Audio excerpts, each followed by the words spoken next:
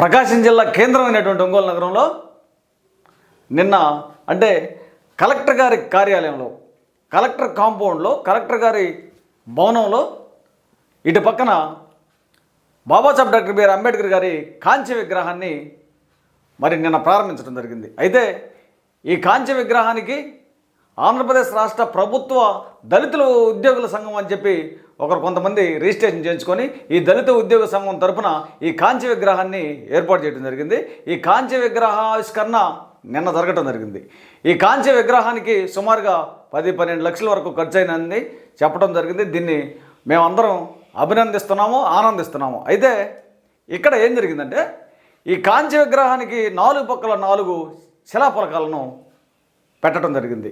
సరే, ఏవేవో పెట్టుకున్నారు. వాస్తవంగా ఈ పాంప్లెట్లో కూడా వాస్తవంగా నా దగ్గరికి వచ్చి వీళ్ళు అడిగినప్పుడు చెప్పినాను, ఇది కలెక్టర్ గారి కార్యాలయము, ప్రాంగణము, ప్రభుత్వ స్థలము కాబట్టి ఈ ప్రాంగణంలో ప్రోటోకాల్ అంతా డిఆర్ఓ గారి పరిధిలో ఉంటుంది. ఖచ్చితంగా డిఆర్ఓ గారి పర్మిషన్ తీసుకోవాలా ప్రోటోకాల్ ప్రకారం.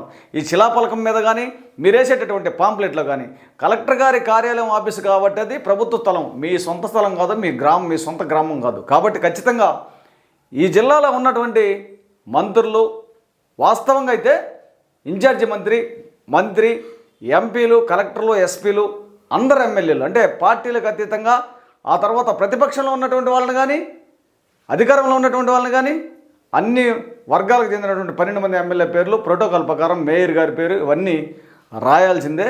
ఇది ఖచ్చితంగా పాటించాలి రాజ్యాంగం ప్రకారం ఇది. కాబట్టి ఇక్కడ వీళ్ళు ముందు 2 రోజుల క్రితం ఈ యొక్క ప్రభుత్వ దళిత ఉద్యోగుల సంఘాలు నన్ను ఆశ్రయించడం జరిగింది. నేను వెంటనే స్పందించా, ఇది ప్రోటోకాల్, ఇది ప్రభుత్వ కార్యాలయం, ప్రభుత్వ స్థలం, అది కలెక్టర్ భవనం, మరి అఫీషియల్ ప్రోగ్రాం కాబట్టి ఖచ్చితంగా మీ ఇష్టం ప్రకారం పెట్టడానికి లేదు, డిఆర్ఓ గారి పర్మిషన్ తీసుకోవాలని చెప్పడం జరిగింది. కానీ వాళ్ళు నేను చెప్పినటువంటి మాట వినలా.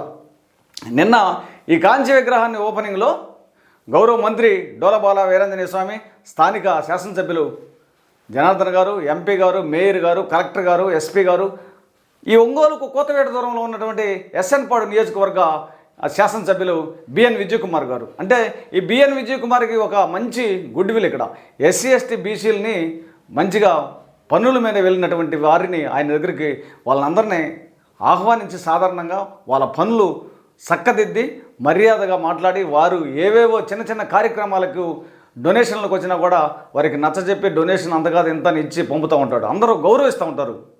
వాస్తవంగా ఇక్కడ ఏం జరిగిందంటే పాంప్లెట్ల పేరుంది కానీ మీరు ఈ వీడియోలో చూడొచ్చు, శిలాఫలకాన్ని కూడా ఆయనే మరి ఓపెన్ చేస్తున్నాడు. పైన బొమ్మను విగ్రహాన్ని కూడా ఆయనే ఓపెన్ చేశాడు. ఓపెన్ చేసి చూస్తున్నాడు, చదువుతున్నాడు. కానీ ఈ శిలాఫలకం మీద ఆయన పేరు లేదు. పేరు లేకపోయేసరికి ఈయన కాముగానే ఉన్నాడు. ఈయన అనుచరులు మరి గోల్ చేయడం జరిగింది అక్కడ, అంటే ఎమ్మెల్యే గారి పేరు శిలాఫలకం మీద లేదని. దీన్ని ఆంధ్రప్రదేశ్ రాష్ట్ర మాలమహానాడు తరపున తీవ్రంగా ఖండిస్తున్నా. ఎందుకంటే ఖచ్చితంగా మరి బిఎన్ విజయ్ కుమార్ గారి పేరు శిలాఫలకం మీద ఉండాల్సిందే. దీనికి తోడు మా కులం వాడు అని నేను అట్లా మాట్లాడట్లా, డిఆర్ఓ గారు దీనికి పూర్తి బాధ్యత వహించాలా. దీంట్లో అసలు రాజీ లేదు. అయితే ఇక్కడ వాస్తవంగా ఏం జరుగుతుందంటే, ఇక్కడ నేను మాలమహానాడు అని పెట్టుకున్న తర్వాత ఇప్పుడు వర్గీకరణకు వ్యతిరేకంగా మాట్లాడటం జరుగుతుంది. ఎక్కడ ఎప్పుడు ఏం జరిగినా కూడా మా దళితుల్లో ఉన్నటువంటి 59 ఉపకులాలకు కానీ, గిరిజనుల్లో ఉన్నటువంటి 33 ఉపకులాలకు కానీ ఇప్పుడు కూడా ఎవరికి ఎక్కడ ఆపద వచ్చినా, అగ్రకులాల వారి దాడులు జరిగినా, దండయాత్రలు జరిగినా, నష్టం జరిగినా ఈ సమస్య మీద అర్ధరాత్రినే పోయి స్పందించి న్యాయ పోరాటం చేసి వారి సమస్య తీర్చి వస్తూ ఉంటా. ఈ నేపథ్యంలో ఇప్పుడు ఖచ్చితంగా నూతలపాడు ఎమ్మెల్యే గారికి జరిగిన దాన్ని ఖండిస్తున్నాము. ఆ శిలాఫలకాన్ని తీసేసి ఆయన పేరుని చేర్చాలని డిమాండ్ చేస్తున్నాము. అయితే ఇక్కడ ఇంకొక విషయం, రేపు మా యొక్క మాల సంఘాల ఐక్యవేదిక ఆధ్వర్యంలో ఈరోజు రౌండ్ టేబుల్ సమావేశం కూడా జరగడం జరిగింది. మాలలందరూ వర్గీకరణ వ్యతిరేకిస్తూ కూటమి ప్రభుత్వంలో ఉన్నటువంటి మా మాల సామాజిక వర్గానికి చెందినటువంటి శాసనసభ్యులు, ప్రజాప్రతినిధులు ఇళ్ల ముట్టడి చేస్తున్నాం. దానికే మళ్ళీ ఆయన మా రక్తబంధువు కదా, నువ్వు మా రక్తబంధువు, మా మాలల గురించి ఎందుకు మీ అధినాయకత్వంతో మాట్లాడవు, శాసనసభలో మాట్లాడవు, మరి విడిగా ఎందుకు ప్రెస్ మీట్ ఇవ్వు, వర్గీకరణ జరుగుతుంది, మన మాలలకు అన్యాయం జరుగుతుంది, నష్టం జరుగుతుంది, అంధకారంలో పడితే భవిష్యత్తు అని ఎందుకు మాట్లాడామని ఇంటి ముట్టడి చేస్తాము, ఆయన్ని గొరఫ్ చేస్తాము. దానికే కానీ ఇక్కడ కూడా ఆయన పేరు వేయకపోవటం వల్ల మళ్ళీ దాన్ని కూడా ఖండించేదని.